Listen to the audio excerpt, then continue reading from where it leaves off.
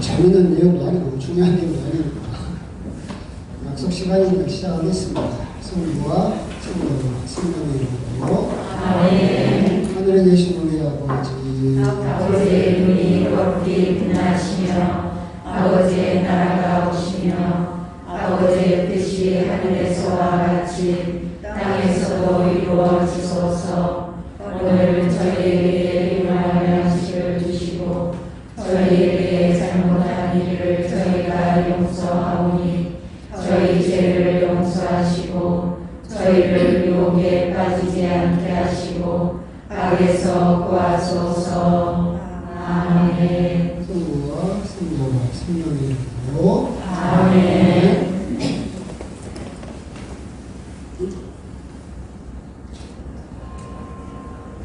대촌 성당 신자들과 축복합니다.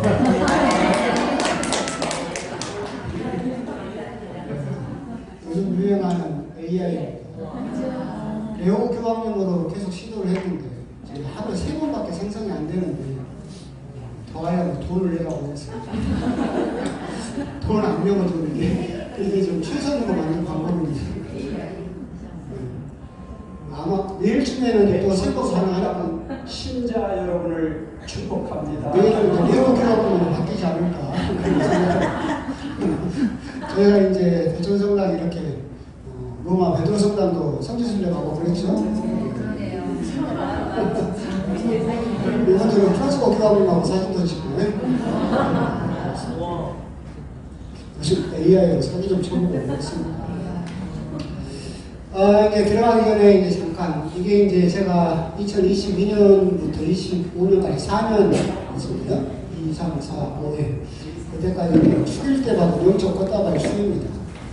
제가 어느 본당에 가든지 저는 이걸 이제 인기 순위로 보는 거예요.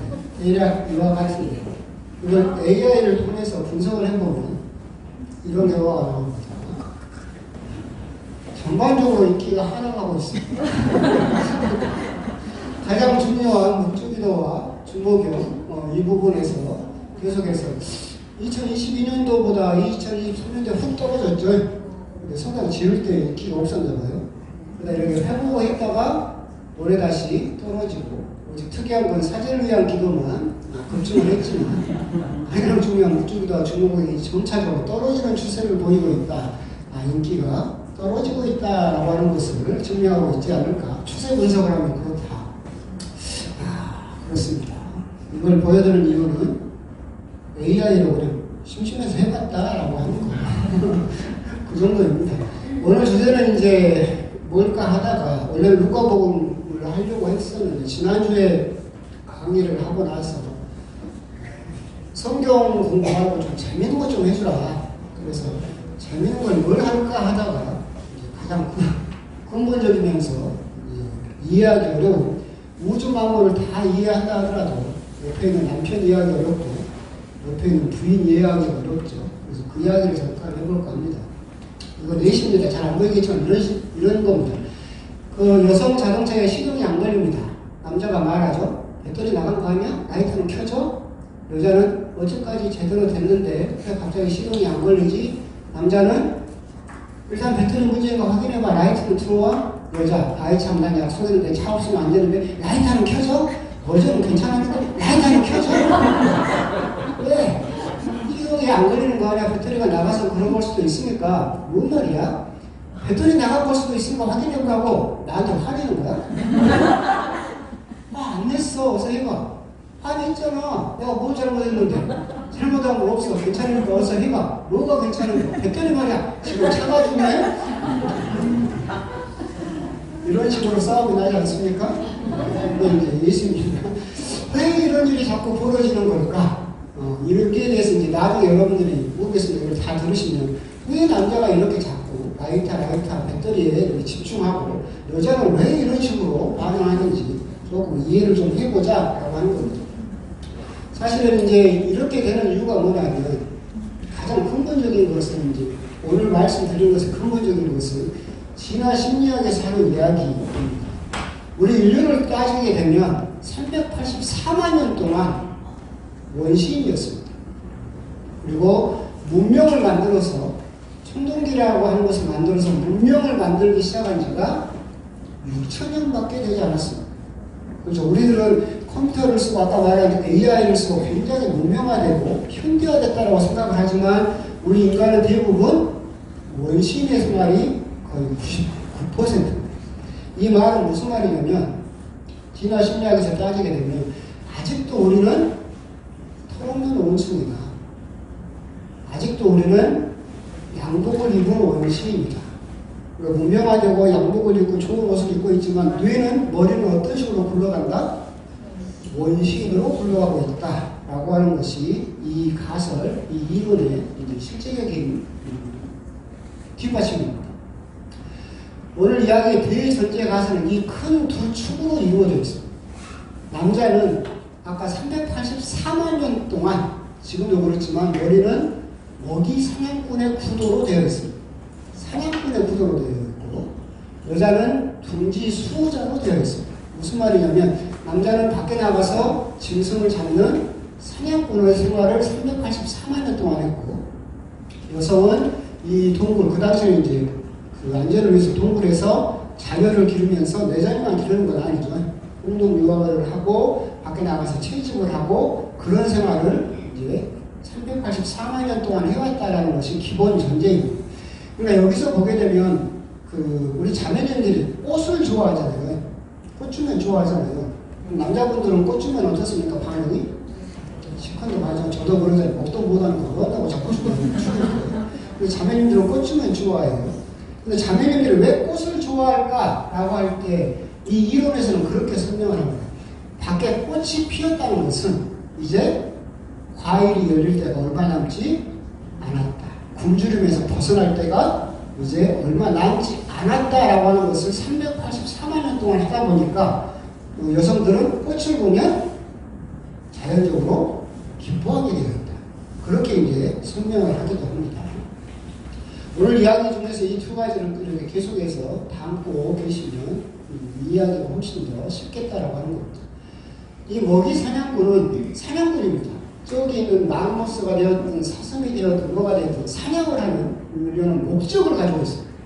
그 짐승을 잡아야만 내 가족을 먹여 살릴 수 있고 굶주림에서 벗어날 수 있기 때문에 남자는 384만 년 동안 철저하게 목표지향적으로 진화했습니다.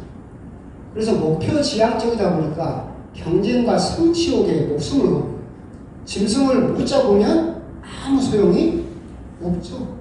내가 이때까지 고생하고 한 것이 아무 소용이 없기 때문에 목표를 쟁취하는 것에 목숨을 거는 그런 심리를 가지게 되었고 그리고 행동 중심적인 사냥이니까 그렇죠? 머릿속으로 생각만 해서 안 되겠죠. 행동을 해야 되고 그리고 시각 중심적인 동물을 봐야 되기 때문에 시각으로 움직이는 기본적으로 그런 구도로 되어 있고 공간과 지각 능력이 뛰어납니다. 이거 뒤에 계속해서 나옵니다. 기본 구도는 이렇고 그러다 보니까 도구에 굉장히 집착합니다. 그러니까 형제님들이 무슨 그 프라모델을 수집한다거나 아니면 공구를 수집한다거나 아니면 옛날에 저는 만년필을 수집했거든요. 그러니까 남자들은 이렇게 더 좋은 도구, 더 좋은 차, 더 신형차, 더 신형 오토바이, 신형 공구 이런 도구에 집착하는 경향을 가지게 된 것도 오랜 세월 사냥을 하다 보면 중요한 게 뭐예요? 도구가 중요하죠. 한 번에 더 큰 상처를 줄 수 있는. 그러다 보니까 이런 것들이 중심적으로 형성이 되었다라는 겁니다. 여성은 둥지 수호자로 384만 년 동안 살았다라고 하는 것은 뇌의 우리 심리가 관계지향적인. 그러니까 여기서 이렇게 하면서 내 아이만 기르는 게 아니라 옆에 아이도 돌봐야 되고 이 엄마가 뭘 채집하러 가면 그때는 내가 그 안에서 아이들을 돌봐야 되고 누가 아픈지 안 아픈지를 금세 알아야 되겠죠. 끊임없이 대화를 하고 관계지향적으로 심리가 발전하게 됩니다. 추구하는 것은 안정이고 청각입니다. 멀티태스킹 능력이 굉장히 좋습니다. 이건 뒷부분에 나옵니다. 이건 이제 계략적인 거고 언어가 발달하게 되어 있고 관계지향적이다 보니까 협력을 하도록 그렇게 진화했습니다. 남자는 성취욕이고 여성은 협력 중심적이다. 자 그러면 이렇게 얘가 여기 있습니다. 미국에서 실제로 이제 이거 실험을 했어요. 이 백화점에 들어가서 상표도 정해줬습니다. 개인이라는 청바지 하나를 구입해 오세요라고 신용카드를 줬습니다. 여성은 들어가서 3시간 26분을 돌아다닙니다. 그렇죠? 모든 가게를 거의 다 갑니다. 그리고 나서 120만 원을 지출을 합니다. 왜 그럴까? 이 사람들은 둥지 수호자이고 채집 본능이 있습니다. 그죠? 구석구석을 살펴야 되고 내 아이에게 뭔가 위험 요인이 있는지를 봐야 되고 채집 본능이 있다 보니까 눈에 띄면 가고 싶어요. 남자에게 똑같은 목표를 줬습니다. 남자는 6분 걸렸어요. 정확하게 청바지값 15만 원을 지출하고 자기 몸에 안 맞는지 상관없이 그냥 사오라고 했으니까 사가지고 나갑니다. 여기서 도표를 보면 쭉 들어와서 쭉 가서 사서 쭉 나가버립니다. 왜? 목표 지향적입니다. 목표가 뭐라고 나에게 주어졌습니까? 청바지도 이 청바지를 사와 라고 딱 입력이 되는 순간 남자는 뭐만 봅니까? 이것만 봅니다. 이런 차이가 나오게 됩니다. 이게 실질적으로 벌어졌던 일입니다. 이런 것도 있습니다. 아이들에게 여자아이들과 남자아이들을 나눠서 이 블록 쌓기 집을 지어봐라 라고 실험을 했습니다. 여자아이들은 다 낮고 긴 집을 짓습니다. 그리고 그 안에 사람이 살고 있고 이 창문을 햇빛이 잘 들어와서 엄마가 이렇게 바라보면 좋고 그 안에 사람이 살고 있다는 걸 강조합니다. 남자에게 이 블록을 줬더니 남자는 무조건 뭐만 합니까? 옆에 아이보다 높고 크게 짓는 데 집중합니다. 건물 모양이 어떻게 되든 상관없이 일단 옆에 있는 애보다 내가 더 높아야 된다. 성취욕, 경쟁력이 굉장히 강하고 여성은 낮고 긴 집, 많은 사람이 들어갈 수 있는 협력 위주로 발전했다는 것을 아이들이 남자, 여자 교육을 받기 전부터 이미 사람 머릿속에 그렇게 프로그래밍이 되어 있다라고 합니다. 그렇기 때문에 여기서 드러나는 게 뭐냐면 여성은 인간관계가 안 풀리면 일에 집중하지 못합니다. 남편하고 사이가 안 좋으면 일에 집중하지 못해. 남자는 일이 안 풀리면 인간관계에 집중하지 못합니다. 그러니까 밖에서 내 일이 잘 안 됐어요. 그럼 집에 들어오면 부인하고 관계가 안 풀려요. 여성은 거꾸로. 그죠? 여성은 남편하고의 관계가 안 좋으면 일이 안 풀리는데 남자는 일이 안 풀리면 대화도 안 하고 꿍해가지고 부인하고도 대화를 안 하게 되죠. 그러니까 이런 것들을 했을 때 여성은 관계 지향적이어서 끊임없는 대화를 싫어합니다. 남성은 목표 지향적이 되다 보니까 이걸 한번 생각해 보시면 좋겠어요. 남자의 평생 화두는 어떻게 저걸 해결할 수 있을까에 집중되어 있습니다. 해결책 제시. 왜 그러냐면 보십시오. 아까 잠깐 넘어갔는데 대화가 있었죠. 남자가 계속 뭘 제시합니까? 해결책을 제시합니다. 여자는 자기 처지라든가 상황이라든가 관계 중심적인 대화를 계속하고 있는데 남자는 끊임없이 뭘 제시하냐면 해결책을 제시합니다. 남자가 화난 게 아니라 남자는 그렇게 프로그래밍이 되어 있다 보니까 끊임없이 해결책을 제시하게 되어 있다. 어떻게 저걸 해결할 수 있어? 아, 내 부인 차가 돌아가질 않는다. 그러면 남자 머리는 아, 부인이 얼마나 공공한 처지에 처할까? 어렵겠네? 라는 것이 아니라 어디에 꽂혀버리는 거예요? 이 자동차를 어떻게 고칠까? 이렇게 가동이 되어버린다라고 하는 그런 큰 차이가 있습니다. 남성은 두뇌가 공간 지각 능력이 뛰어나다고 그랬죠. 사냥감의 속도, 움직임, 거리 측정 이런 것에 굉장히 특화되어 있는 거예요. 그러니까 지금 현대에는 굉장히 안 어울리죠. 그래서 남자들이 지금 불쌍한 처지에 처한 게 뭐예요? 잡을 사냥감이 없어요. 그렇죠. 그러다 보니까 그렇게 됐지만 하여튼 이런 능력이 뛰어나고 뇌는 우뇌 앞쪽에 강력한 공간 지각 영역이 위치합니다.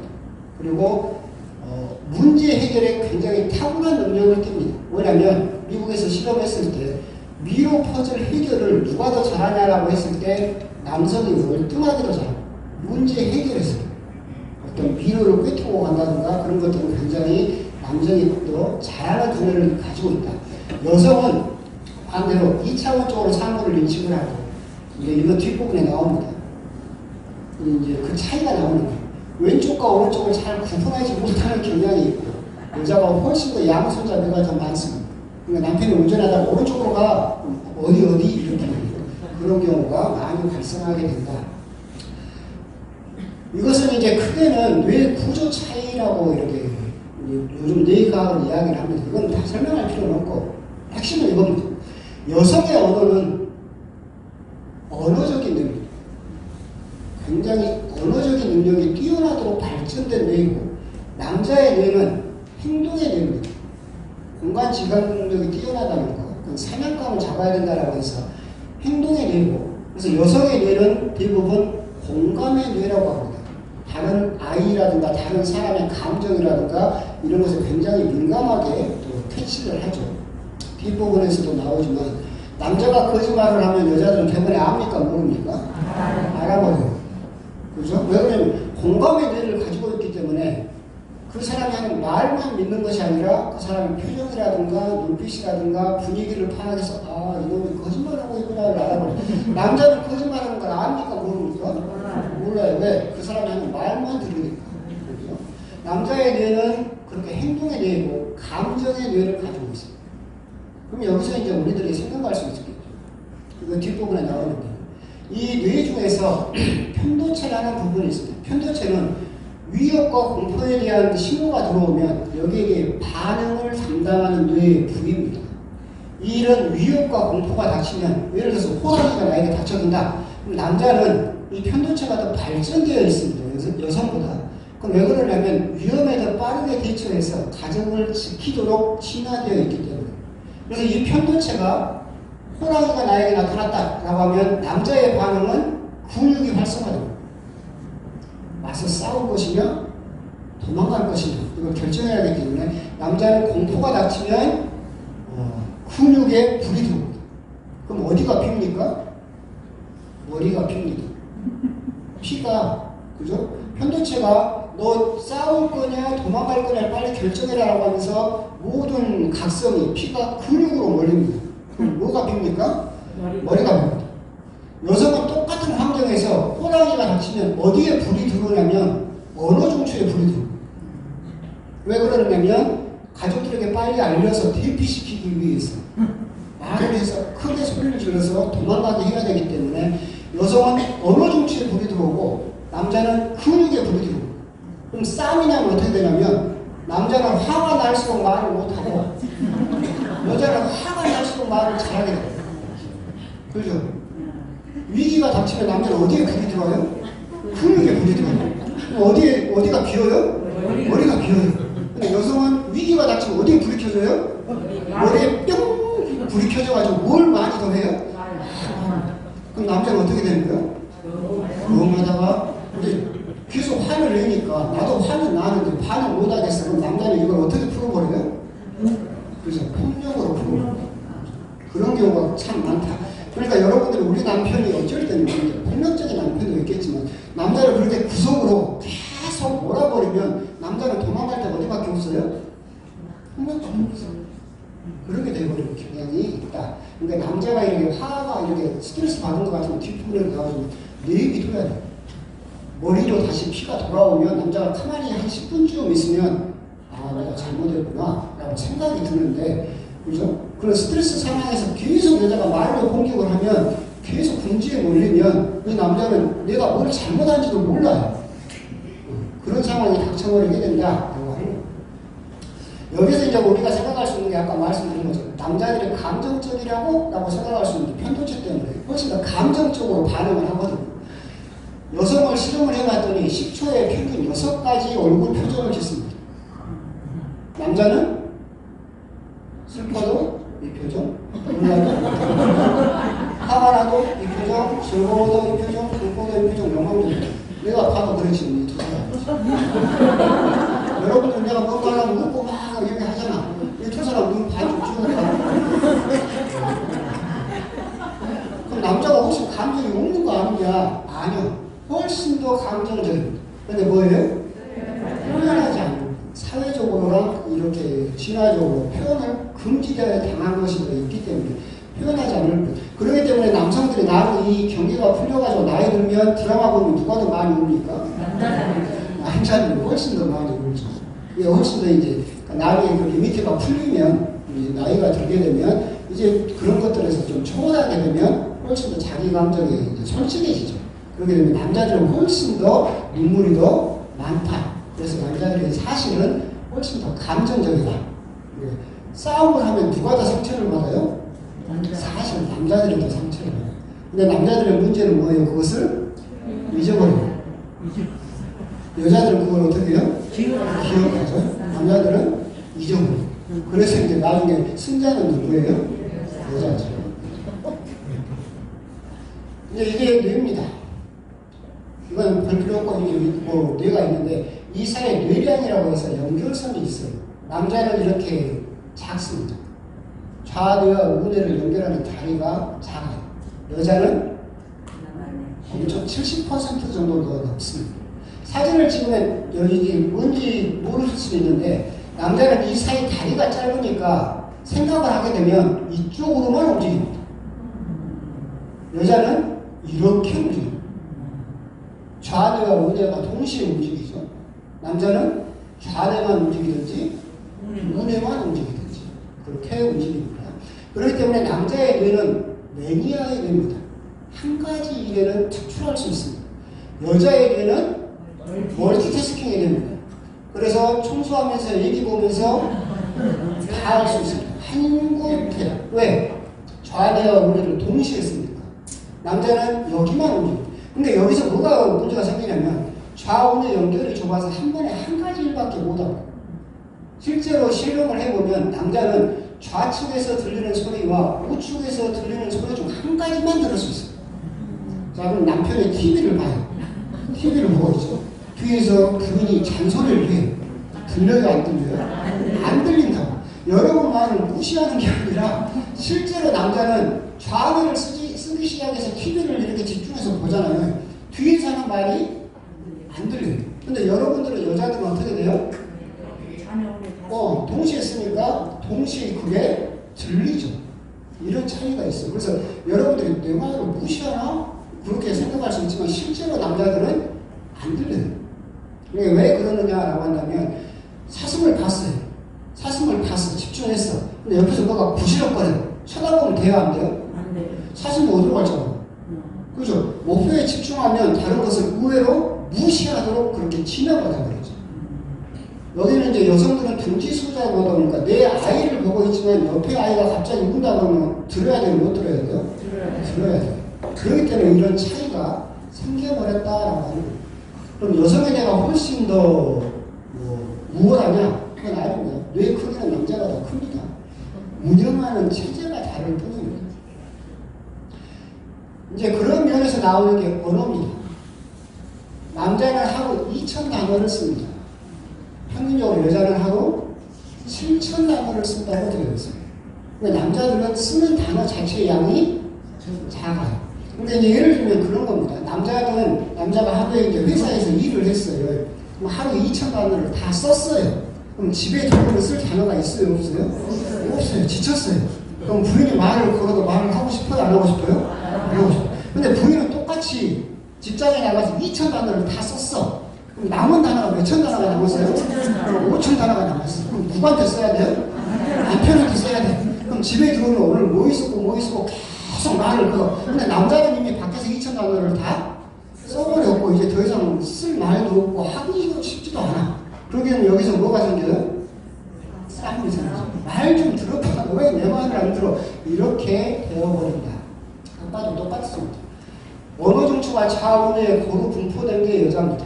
뇌량의 연결이 높아서 말을 할 때도 여성에게는 언어 중추가 따로 있습니다. 남성에게는 언어 중추가 없어요.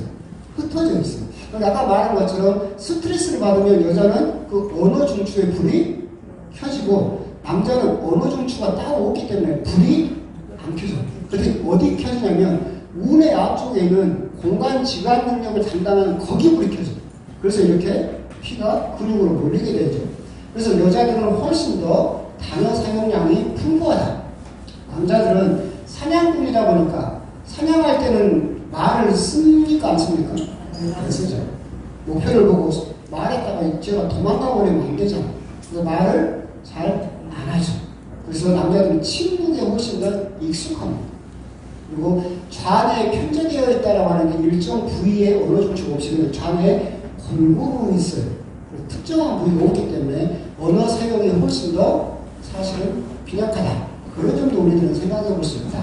여기에서 이제 등장하는 게 여성은 훨씬 더 많은 단어를 쓰기 때문에 말도 복잡하게 합니다. 남자는 말을 간단하게 합니다.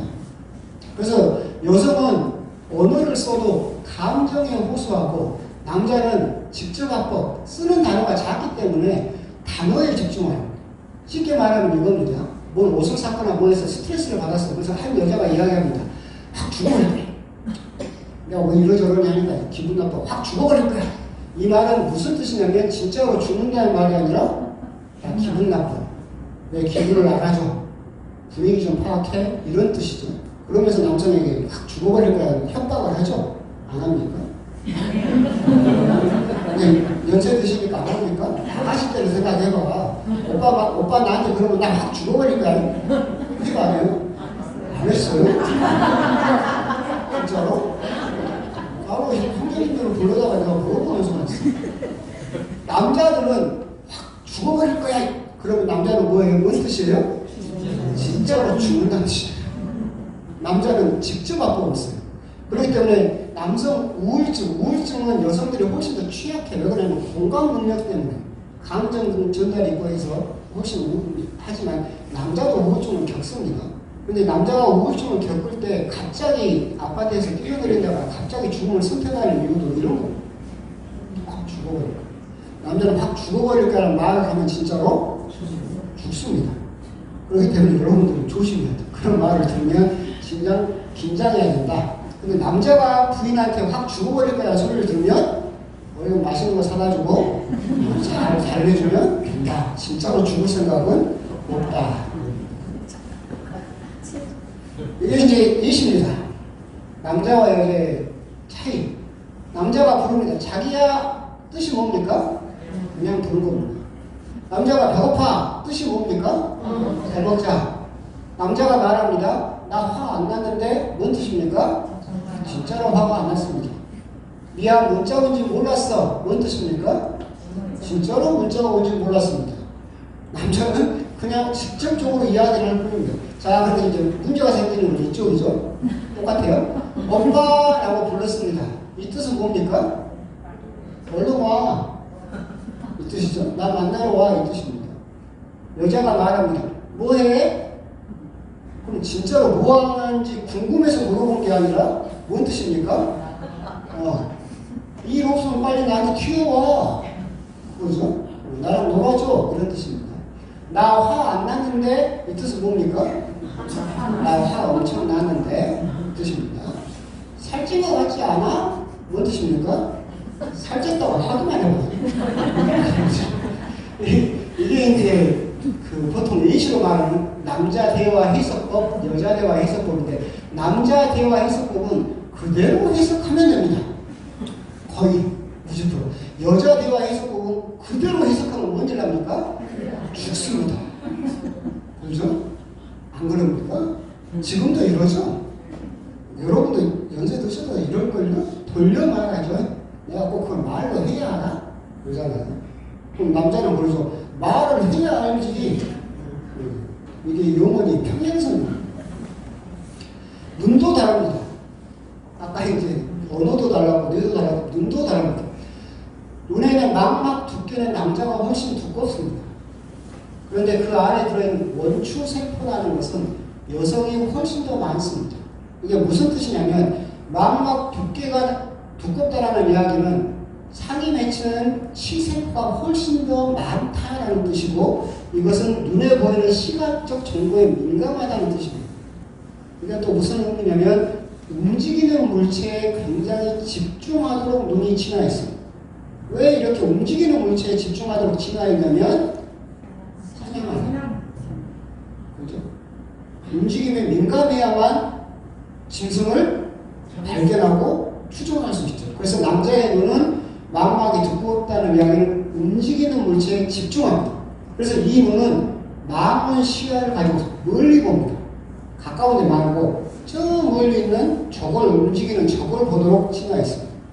그러다 보니까 남자의 눈은 뭐냐면 터널 시야를 가지고 있습니다. 무슨 말이냐면 그것만 봅니다.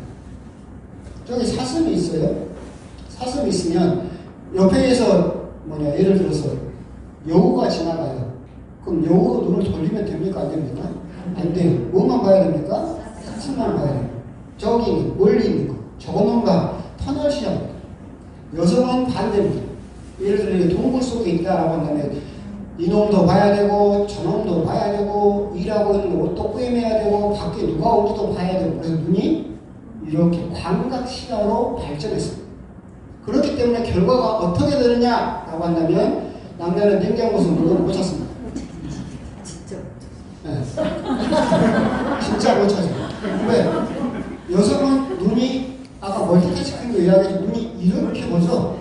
넓게 봐요. 그리고 여자의 눈은 멈춰있는 것에 특화되어 있어요. 멈춰있는 놈. 저놈이 어디 얼굴 색깔이 어쩐지 그 파악하는 거. 저기는 과일 색깔이 지금 빨간이 익어가고 있는지를 파악해야 되죠. 그래서 멈춰있는 것을 파악하는데 굉장히 특화되어 있죠. 냉장고 문을 열면 다 멈춰있습니까? 움직입니까? 멈춰있습니다. 그럼 여러분 냉장고 문을 열면 멈춰있는 놈 중에서 어떻게 봅니까? 이렇게 봅니다. 그죠? 남자들은 냉장고 문을 열면 움직이는 놈이 하나도 없죠. 그죠? 그럼 거기서 찾아야 돼. 근데 눈은 어떻게 봅니까? 이렇게 봅니다. 그러니까 너는 보고 아니네, 너는 보고 아니네, 너는 보고 아니네. 우리 마누라가 뭘 찾아보라겠더라 하나씩 파야 찾습니다. 그래서 남자가 냉장고에서 물건을 못 찾습니다. 머리를 자르고 와도 남자는 모릅니다. 왜? 안 움직이니까. 아니 이머리하고 이머리가 이만큼 자르고 들어왔으면 그럼 움직이기라도 해야지 뭘 하겠어. 안 움직이고 가만히 서 있으면 남자는 이걸 봐도 뭐가 달라졌는지를 잘 모릅니다. 그렇게 진화되어 있었어요. 여자는 안 움직이는 것은 훨씬 더 특화되어 있고 이런 차이도 눈도 이런 차이가 아예 그렇게 있다. 이 남자가 멍청해서 못 찾는 게 아니라 이 남자가 아둔해서 둔해서 못 찾는 게 아니라 남자는 그렇게 진화를 했고 생겼고 여자는 이렇게 생겼다라는 차이점을 우리들이 조금 생각할 필요가 있다. 말한 대로 남자는 하는 근원만 봅니다. 여자는 두루 보죠. 그래서 결과가 뭐냐면 건널목 교통사고 사망률이 여성보다 남자가 2배가 높습니다. 왜 높을까요? 자, 파란불이 됐어요. 그럼 남자는 뭐만 해요? 언어만 봐요. 여기서 오는 걸 봐요? 못 봐요? 못 봐요. 근데 여성들은 불이 바뀌었는데 눈이 이래죠. 그럼 여기서 오는 놈이 보여요? 안 보여요? 보여요. 건널목에서 남자가 사망률이 2배나 높은 이유도 시야가 그렇게 고정되어 있기 때문에 그렇다라고 하는 거예요. 아까 말한 것도 똑같습니다. 여성은 남성보다 청각이 훨씬 더 발전되어 있습니다. 청력 담당 부위가 신경세포가 11%가 더 많습니다. 훨씬 더 잘 듣도록 되어 있습니다. 아까 말했던 남자는 특정 소리를 차단하는 능력이 뛰어납니다. 실제로 네덜란드에서 실험을 했어요. 음악을 틀어주면서 소음을 같이 들려줬어요. 그럼 여성은 소음과 음악을 동시에 듣습니다. 그래서 소음과 음악을 구분해낼 수가 있죠. 남자는 뭐만 들어요? 음악만 들어요. 소음을 스스로 제거해요. 그렇게 특정 소리만 듣도록, 사슴 소리만 듣도록. 내가 너 뭔 소리만 들어? 실험하면서 음악을 들으세요 라고 하면 음악만 듣고 같이 들어오는 소음은 무음으로 처리해버리죠. 사슴 소리만 듣고 옆에서 여우가 울어도 안 들려요. 그죠? 그러니까 아까 말한 거 똑같아요. TV 보고 있는데 부인이 아무리 말해도 들려요? 안 들려요? 안 들리죠. 여러분을 무시하는 것은 아니다. 이 아까 원추세포가 많다는 건 이런 뜻입니다. 원추세포는 빛, 그리고 밝음, 색깔에 민감하도록 되어 있습니다. 아까 말한 대로 여성은 둥지 수자다 보니까 과일의 색깔, 채소의 색깔 이런 데 민감하도록 반응하도록 되어 있어요. 그게 훨씬 더 많도록 발전해 버렸죠. 그러다 보니까 여성은 색깔을 이렇게 많이 구분해낼 수 있습니다. 근데 남자들은 다 이게 빨간색, 보라색, 핑크색, 오렌지, 노란색, 여기서부터 여기까지는 그린 녹색, 여기는 파란색. 근데 여성은 핑크색만 해도 몇 가지로 구분합니까? 6가지로 구분하죠. 녹색은 하나, 둘, 셋, 넷, 다섯, 여섯, 일곱, 8가지로 구분하죠. 남자는 여기서부터 여기까지 색을 구분을 못해요. 한 가지로 봐요. 눈 자체가 원주세포 숫자가 적으니까 그 색깔이나 빛에 덜 민감하도록 되어 있습니다. 그래서 이런 일이 생기죠. 오빠 나 달라진 거 없어? 립스틱 색깔을 바꿨어요. 남자가 뭔 대주로 합니까? 남자가 보면 여기서부터 여기까지 한 가지 색깔입니다. 뭡니까? 핑크. 어제 본 핑크나 오늘 본 핑크나 다 똑같은 핑크. 근데 여성은 이 색깔을 다 구분을 하죠. 그래서 립스틱 색깔을 바꿨어요. 그리고 남자에게 뭐라고 이야기를 합니까? 오빠 나 달라진 거 없어? 그러면 남자가 아무리 봐도 그 핑크가 그 핑크인데 뭐가 달라졌다는 거야? 모릅니다. 그런데 이것도 그 사람이 둔해서가 아니라 남자는 원축세포 자체가 적어서 색깔 자체를 그렇게 세심하게 구분해내지 못한다. 이런 차이가 있다는 겁니다. 이제 이런 차이를 계속해서 이야기하는 이유는 뭐냐면 이야기를 하고 싶기 때문에 그렇습니다. 남자와 여자가 서로 간에 뭐 사랑이 식었다거나 관심이 없다거나 그런 문제가 생기는 것이 아니라 서로 다르다는 거예요. 조금 더 이해할 필요가 있다. 그 남자가 나를 무시하거나 나를 이렇게 덜 사랑해서 내 말을 뭐 안 듣거나 그런 것이 아니라 이런 차이가 아예 인간학적으로 뇌 구조 차이로 신체적인 육체적인 차이로 그런 갈등들이 생겨난다라고 하는 것, 그런 것들을 우리가 조금 이해할 필요가 있겠다라고 하는 겁니다. 오늘 이야기하고자 싶은 것은 이겁니다. 스트레스 상황. 남자와 여자가 스트레스를 받았을 때 어떤 차이가 있느냐. 남자는 숨고 싶어 합니다. 근데 여자는 그 숨은 남자를 끝까지 찾아갑니다. 뭐라고 합니까? 이야기 좀 해. 그러면 영원히 그 싸움은 끝나지가 않습니다. 아까 말했듯이 스트레스를 받으면 여자는 언어 중추가 활성화됩니다. 그러니까 대화를 해야 돼. 하고 싶은 게 아니라 해야 돼. 그래서 여러분들은 수다를 떨면 스트레스가 낮아져요. 그죠? 이 구도로 되어 있어요. 남자는 똑같아요. 스트레스를 받으면 아까 어디가 켜진다고 했어요? 근육에 피가 몰리고 공간지각 능력이 켜지면서 언어는 사라져버려요. 그렇죠? 그럼 남자는 스트레스를 받으면 말을 못해요. 그래서 혼자 생각하죠. 혼자 중얼거리면서 머릿속으로 생각을 하지 누군가에게 자기 감정이나 생각을 말로 표현하지를 못하죠. 그래서 남자는 침묵으로 여자를 힘들게 하고 여자는 수다로 남자를 힘들게 하고 그러잖아요. 말 좀 해. 근데 남자는 말을 하고 가만히 앉아있어요. 아 오빠 말 좀 해봐. 침묵으로 여자를 힘들게 하고 여자는 남자를 뭘로 힘들게 해요? 끊임없이 오빠 말 좀 해봐. 뭔 일인데 말을 해야 알지. 말을 해봐. 그러면 속이 풀려. 계속 그렇게 이야기를 하죠. 근데 남자는 말을 하면 속을 풀리는 게 아니라 말을 잊어버려요. 그 순간에 사실 아까 했던 거하고 똑같아요. 그 말을 해야 풀리는 게 아니라 남자는 머릿속으로 지금 계속 뭘 생각하고 있냐면 이걸 어떻게 해결을 할까? 그 생각을 하고 그죠? 그 차이가 있다. 그래서 스트레스를 받으면 여자는 깊은 생각 없이 말을 하고 확 죽어버립니다. 나 지금 나갈래. 그죠? 남자는 깊은 생각 없이 행동을 해요. 그래서 감옥에 갇힌 90%가 남자입니다. 감옥에 갇힌 수감자의 90%가 남자. 왜? 아무 생각 없이 행동을 해버립니다. 심리 상담을 하는 90%가 여자입니다. 여자는 스트레스를 받으면 말을 하고 싶어 하고, 그렇죠? 근데 남편은 말을 안 들어주니까 누구를 찾아갑니까? 속이 답답해서 화병이 나서 심리 상담사를 찾아가서라도 내 말을 해야 내 스트레스가 낮아진다. 그런 차이가 있다라고 합니다. 그래서 남자들은 스트레스를 받으면 끊임없이 숨고 싶어 합니다. 해결책을 할 때까지. 여자들은 근데 그 남자를 찾아가서 꼭 뭐라고 합니까? 말 좀 해. 나랑 대화 좀 해. 라고 하죠. 그러면 이 싸움이 끝나지가 않는다. 여자가 스트레스를 받을 때는 남자는 해결책을 제시하려고 하지 말고 그냥 들어줘야 합니다. 아까 그 자동차가 여기 있었었죠. 아까 남자는 끊임없이 뭘 제시하려고 합니까? 해결책을 계속. 라이터는 어때? 배터리는 어때? 계속 해결책을 해결책을 제시하려고 하는데 그러면 안 된다. 내 부인이 스트레스를 받아서 꼬라있다 라고 한다면 남자는 뭘 해야 된다? 그냥 들어줘야 된다.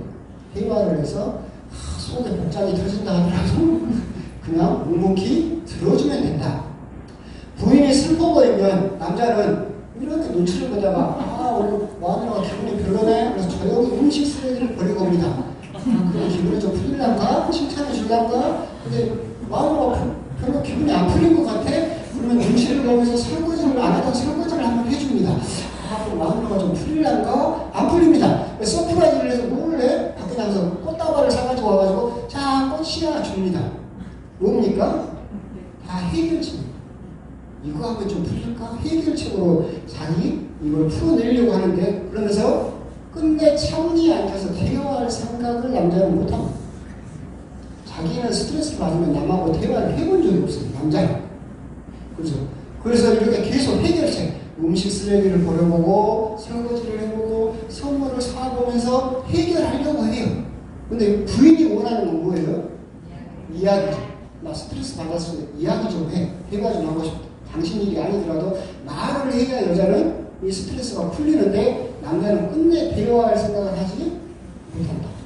그렇죠? 이 차이를 우리 생각해 볼 필요가 있다. 즉, 이것도 아까 얘기했더니 남자가 스트레스를 받을 때는 여자는 말을 걸며 자꾸 만나려고 하지 말고 그냥 냅둬야 된다. 우리 자매님들은 속 터져불죠. 네?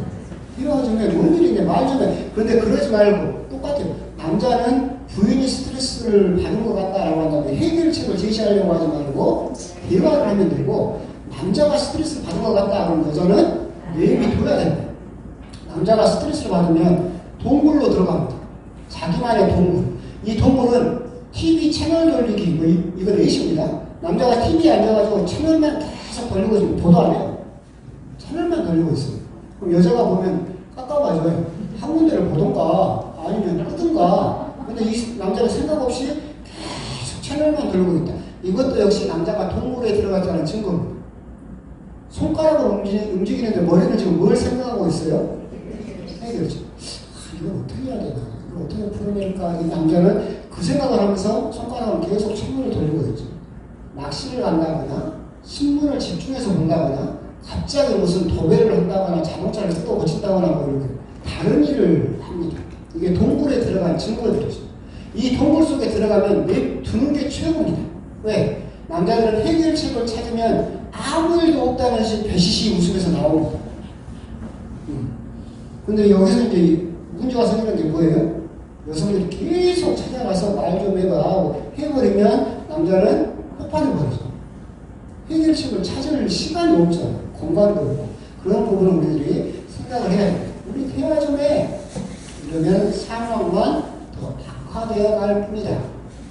스트레스 반응을 할 때 동굴로 들어간다 라고 하는 것이고 여성은 대화로 풀어내고자 한다. 이 부분을 우리들이 조금 생각할 필요가 있겠다. 그러니까 제가 이제 이 이야기를 이렇게 하는 이유가 뭐냐면 옛날에 이제 주월동에 있을 때 이거하고 똑같아요. 세무서 다니던 형제님이 계셨어요. 정년퇴직을 했어요. 그래가지고 이제 집에 와 있고, 근데 집에 와 있으면 이제 자매님은 깝깝하죠. 그러잖아요. 삼식이 되어버렸잖아, 갑자기 남편이. 출근해가지고 내 눈에 안 보이면 자매님은 성당도 가고 미사도 가고 자유스럽게 살았잖아. 근데 이 삼식이가 은퇴해가지고 갑자기 나가지고 아침, 점심, 저녁을 안 먹고 해주라고 하면 그냥 삐약삐약하면서 마누라만 계속 따라다니는 거예요. 남자는 실직을 하게 되면 인간관계가 직장에서만 만들어놨어요. 남자의 인간관계는 목표 지향적이고 일 중심적이기 때문에 친분관계도 다 직장에만 돼 있어요.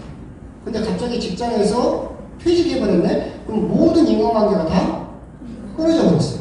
그럼 이제 볼 사람은 누구밖에 없어요? 부인밖에 없어요. 그래서 부인을 쫓아다니는 거예요. 그런 거야. 그래서 이제 계속 싸워. 부인은 자유롭고 싶고 어디 좀 나가고 싶은데 남편은 어디가? 뭐하러 가? 계속 물어보고 계속 간섭하니까 부인은 화나고 남편 입장에서는 또 오랜만에 또 그래도 집에 왔는데 마누라가 너무 찬밥대접하고 그러니까 막 계속 싸웠어요. 그리고 이제 두 사람하고 이제 부부하고 술 한잔하면서 이야기를 하면서 아까 앞에 있던 이야기, 그런 이야기를 해줬어요. 자세하게 아니지만. 그랬더니 그 형제님이 부인도 있는데 펑펑 우는 거예요. 자기 입장을 그렇게 이해를 해주는 사람이 있으니까. 근데 남자들은 자기 감정을 잘 몰라요. 남자들에게 지금 기분이 어때요? 라고 물어보면 남자들은 대부분 뭐라고 대답하는지 아세요? 괜찮아요. 자기 기분이 기쁜지 나쁜지도 잘 몰라요. 남자는 그래서 대부분 감정 표현을 화로 내요.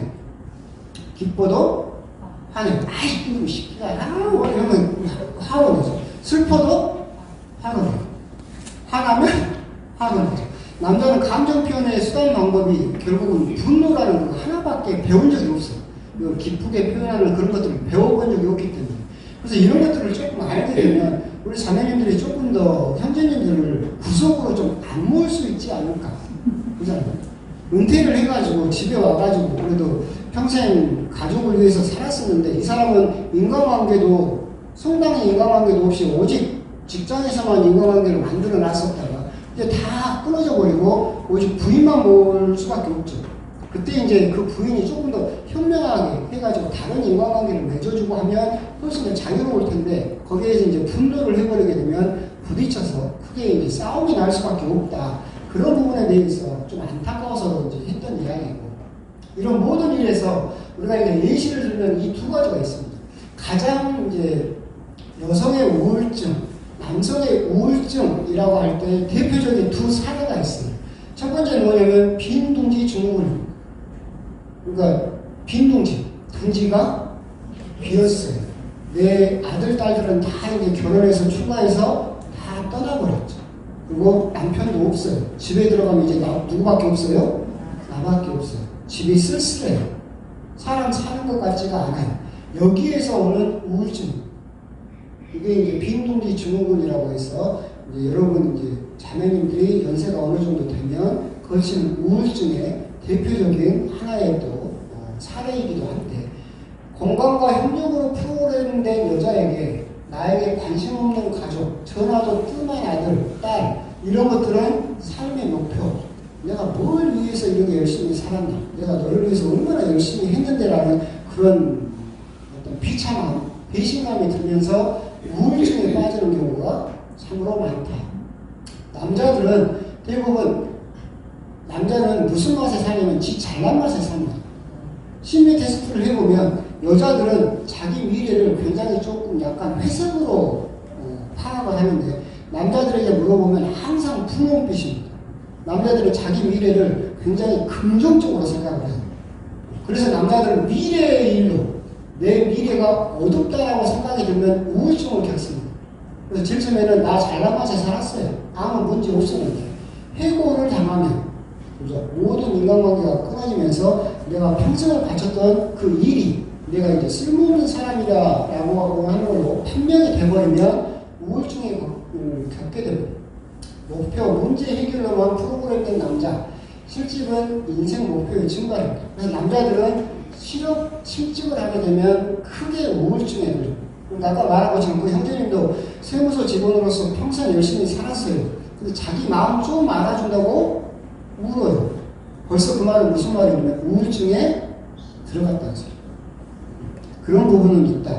남자도 똑같이 우울증을 겪습니다. 여자만 겪는 건 아니에요. 근데 이런 부분을 우리가 서로 남자와 여자를 조금 더 이해를 하게 되면 저 사람의 감정 변화를 우리가 조금 더 이해할 수 있지 않을까. 그러면 더 두 사람의 관계가 조금 더 나아질 수 있지 않을까. 그런 면에서 이제 이야기를 드렸습니다. 이게 원래 1시간 넘을 것 같았는데 1시간도 안 되는데 끝나버렸어요. 너무 말을 축약을 해서 호르몬 변화는 다 아시죠? 남성의 호르몬 그리고 여성의 호르몬 이런 차이가 있는데 이게 역전돼서 나중에 이제 조금 넘어가 폐경기가 지나가게 되면 여자는 남자다워지고 남자는 여자다워진다라고 이야기를 하죠. 근데 이제 그런 부분도 있지만 사실은 이 호르몬이 이렇게 줄어들면서 남성의 감정적인 부분이 훨씬 더 나오게 되죠. 이제 그런 부분은 있다라고 하면서 요즘은 이제 상식적으로 더 많이 알고 계시는 부분이고 그래서 오늘 이제 결론은 이겁니다. 서로의 사용 설명서를 조금 읽어보자. 이제 여러분들은 평생 그렇게 살아오셨지만 가끔은 이해하지 못할 못하는 행동을 하는 남편, 이해할 수 없는 행동을 하는 부인을 봤을 때 여러분들은 어떻게 말하면 이렇게도 설명할 수 있어요. 한 사람은 아이폰이고 한 사람은 갤럭시예요. 그죠? 똑같은 핸드폰이죠. 똑같이 통화를 하고 똑같이 인터넷을 해요. 근데 두 핸드폰은 돌아갈 운영체제가 달라요. 호환이 안 돼요. 그죠? 근데 아이폰이었던 사람은 너 왜 이런 거 안 돼? 그럼 갤럭시가 그게 돼요? 안 된다는 거죠. 공통점도 많겠지만 그렇게 큰 차이가 있다. 그래서 여러분들이 이런 것도 이제 남자가 동굴로 들어갈 때 그것은 여러분과 대화하기 싫은 것이 아니라 여러분을 거부하는 것이 아니라 그가 프로그램 됐을 때 문제를 해결하는 그 방법이다. 여자가 모든 것을 이야기할 때 그것을 당신을 공격하는 것이 아니라 내 탓하려고 막 하는 것이 아니라 그녀가 그걸 통해서 자기 감정을 처리하고 스트레스를 낮추기 위한 방법이다 라고 하는 그런 기본 전제만 가지고 계셔도 우리들이 조금 더 상대방에 대해서 관대한 그런 생각을 가질 수 있지 않을까 그런 생각을 해서 오늘 이야기를 했습니다. 재미있으셨습니까? 네. 주무시더만. 내가 여기서 다 봤어요. 근데 내가 하면서도 내가 재미가 없나 중심이 들었는데 하여튼 뭐 재미있는 이야기 하다가 이건 옛날부터 제가 이제 계속해서 관심을 가고 공부했던 부분이어서 여러분에게 말씀드렸고 여러분 한번 또 기대하셨으면 좋겠습니다. 그리고 세 번째 강의